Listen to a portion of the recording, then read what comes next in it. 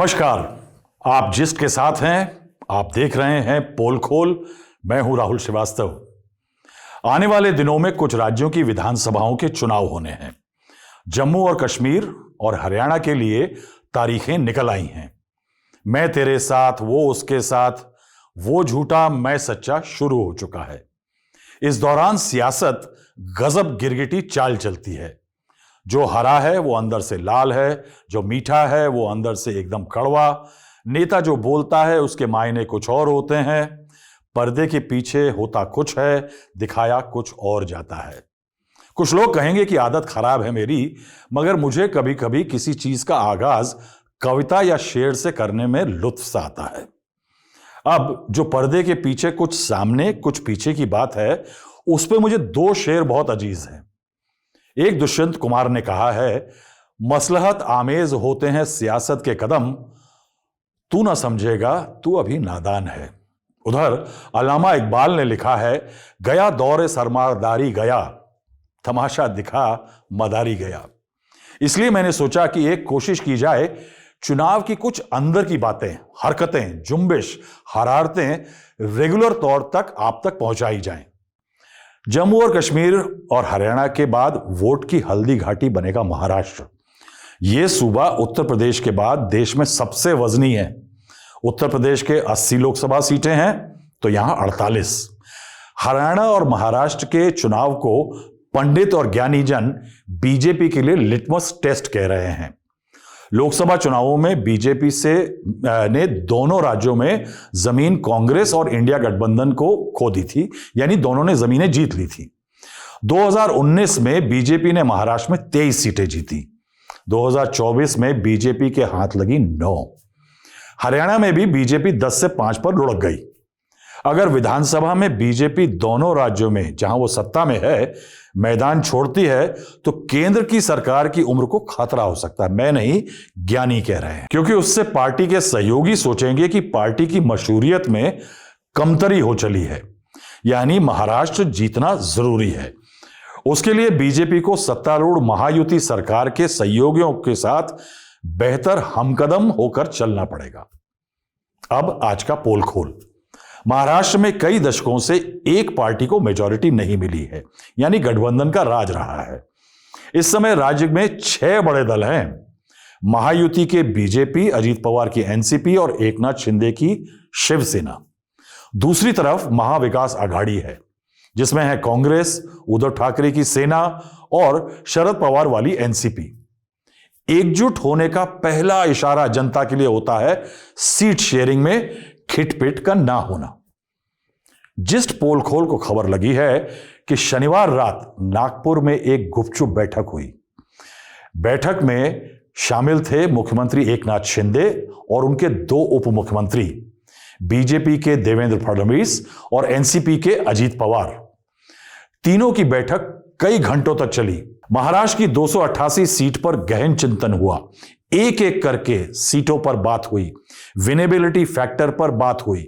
Finally आपको बता दें, तीनों नेताओं ने 288 में से 173 सीटों पर सहमति बना ली है। सहमति बन जाना बड़ा मुश्किल काम है साहब। यानी तय कर लिया है किस पार्टी को आने वाले विधानसभा चुनावों में कितनी सीटें मिलेंगी, कौन पार्टी कितनी सीटों पर लड़ेगी। मोटा मोटा जो खबर मिल रही है वो ये है कि बीजेपी को इन 173 में से 100 के करीब सीटें मिलेंगी।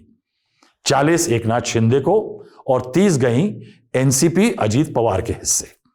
सूत्र कहते हैं कि ये सीटें पूरे महाराष्ट्र में फैली, ऐसा नहीं है कि किसी रीजन स्पेसिफिक हैं। अब बाकी बची सीटों पर काम चालू होगा। खबर यह है कि बची हुई 115 सीटें थोड़ी विषम हैं, यानी पहले वाली इजियर थी। तो 3 बड़े नेताओं ने एक समिति का गठन कर दिया है।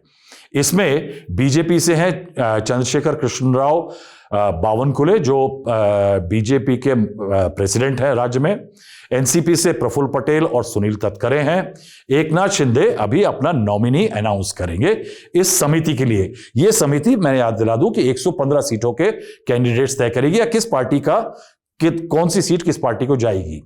खबर यह भी है कि अगले हफ्ते तक महायुति कोशिश करेगी कि जिन सीटों पर सहमति हो गई है उस पर बीजेपी और बाकी हाई कमांड्स की मोहर लगवा ली जाए, जिससे कैंडिडेट जल्दी तय हो सके, जिससे कि उनकी पार्टी को एक एडवांटेज हो जनता में जाने का, जैसा लोकसभा में हुआ था वैसा ना हो। अब सूत्र बताते हैं कि गठबंधन धर्म का पालन करते हुए इन 3 सहयोगियों ने एक दूसरे के लिए सीटें छोड़ी हैं। ये जो 173 सीटों का फॉर्मूला बना है, जो फॉर्मूला फॉलो किया गया है वो विनर है और रनर्स अप वाला है, यानी जो पिछली बार जीती वो उस पार्टी को, जो रनर्स अप था वो उस पार्टी को सीट मिलेगी, जहां तक ये महायुति है। अब कहा यह जा रहा है कि 2019 में बीजेपी ने अगर 122 सीटों पर चुनाव लड़ा था, तब शिवसेना से अलायंस था, 105 जीती थी, जो कि 2014 के मुकाबले 17 कम थी। लेकिन उम्मीद अभी भी यही है कि बीजेपी 288 में से 125 से ज्यादा सीटों पर चुनाव लड़ेगी, बाकी सीटें जाएंगी एनसीपी और शिवसेना एकनाथ शिंदे को। बीजेपी के लिए ये जो गठबंधन चैलेंज है, गठबंधन चैलेंज इसलिए कि एक तो बीजेपी के लिए जब लोकसभा में 2014 और 19 में बढ़िया मेजॉरिटी दिल्ली में मिली, तो उसकी कोalition की आदत खो गई, और कोalition और गठबंधन की आदत खोने के कारण उसके एक एक करके अलायंस पार्टनर निकलते गए। अकाली दल चला गया, टीडीपी चली गई, बहरहाल वो वापस आ गई है, जेडीयू भी गई थी लेकिन वो भी वापस आ गई है। लेकिन 2024 के चुनावों ने एक मूड और टोन और टेनर चेंज कर दिया है। अब बीजेपी के दोनों सहयोगी शिंदे और पवार पहली बार अपने दम पर चुनाव विधानसभा का पहली बार लड़ने जाएंगे। इससे पहले वो या तो शरद पवार की छत्र छाया में लड़ते थे या उद्धव ठाकरे के। अब दोनों नेताओं के लिए टेस्ट है। अब भले ही वो चुनाव दशकों से लड़ रहे हैं, लेकिन साहब अपने दम पे चुनाव लड़ना बिल्कुल अलग होता है। दोनों को अपनी पार्टियों के मेन नेताओं से लोहा लेना होगा, यानी एकनाथ शिंदे को उद्धव ठाकरे से, अजीत पवार को शरद पवार से। लोकसभा चुनाव में एनसीपी और शिवसेना शिंदे ने सीटें तो खींच ली थी, मगर जीते कम। ये बीजेपी के लिए सेटबैक रहा कि बीजेपी का भी ग्राफ गिरा और उसके अलायंस भी उसको बूस्टर रॉकेट नहीं लगा पाए। मगर बीजेपी अगर इनकी सीटों की डिमांड को नहीं मानती और काटती, तो एक आरोप लगता साहब, आरोप यह लगता कि बीजेपी सहयोगियों का सम्मान नहीं करती, और इन पार्टियों का अपना अपना एक खास वोट बैंक है। उस वोट बैंक में यह सिग्नल जाता कि उस वर्ग का भी यह सम्मान बीजेपी नहीं करती। इसलिए बीजेपी ने कॉशन को देखते हुए एक थोड़ा, जिसे कहते हैं ना, एकोमोडेटिव रोल अपनाया है इस पूरे सीट शेयरिंग के मामले में। अब इसीलिए मैं कहूंगा कि 173 में से 100, 40, 30 का जो एक डिस्ट्रीब्यूशन दिख रहा है, वो बीजेपी का थोड़ा बड़ा दिल यहां पे दर्शा रहा है। तो ये थी हमारी पहली इनसाइड स्टोरी पोल खोल। आने वाले दिनों में हम लगातार रिपोर्ट्स, ग्राउंड रिपोर्ट्स और इंटरव्यूज के जरिए अंदर की खबर इन चुनावों के बारे में आप तक लाते रहेंगे। आप हमें राय मशविरा देते रहें, हमें देख हौसला अफजाई करते रहें। मेरी टीम ने कहा है कि जोरदार सिफारिश करूं कि आप उनकी मेहनत को थोड़ा लाइक कर दें और जिस्ट को सब्सक्राइब कर दें। धन्यवाद।